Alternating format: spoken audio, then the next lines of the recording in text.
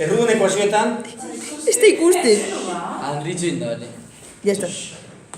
Errudun ekuazioetan egin beharreko pausuak dira beti bardin. Erro bat badago edo bi egonda, bat bakandu. Eta bestea bestaldea. Vale? Bakantzen badugu pizkat erro komplikatuena da izango da lehenengo desagertzen dana. Bakantzen badugu bestea, pizkat nire ustez, hauze bestaldera pasatuz, gero errezago geratzen da. Vale? Barin dio, bat azin bestea. Erro x ken bost, berdin, bost ken erro x. Toin, berton, biak berdin. Hemen, beti biderkadura nabarmen. Beti. Hori ez da desagertuko inun. Vale? Berbi eginda, izaken bost, berdin, hau berbi, hau berbi, ken bi bider bost, bider error. Vale? Bikoan nabarmena, lehenengo berbi, gehi bigarna berbi, ken bi aldiz, lehenengo bigarna. X ken bost. Hemen, eixa geratzen da, eta ona ekarriko dugu. Vale?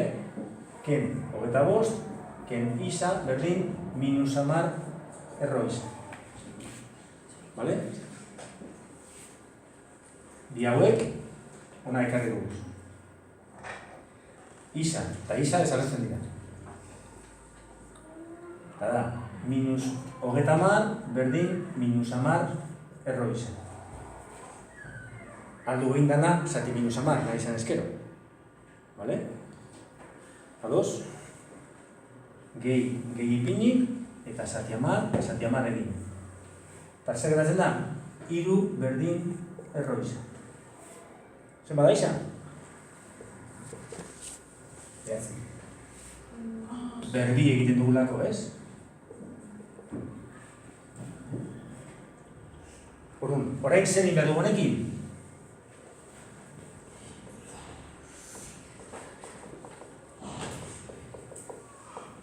Egiaztapena.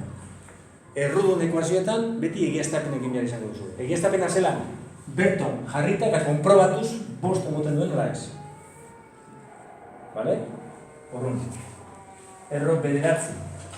Gehi erro behatzi ken bost, emoten da bost, hori da galdera.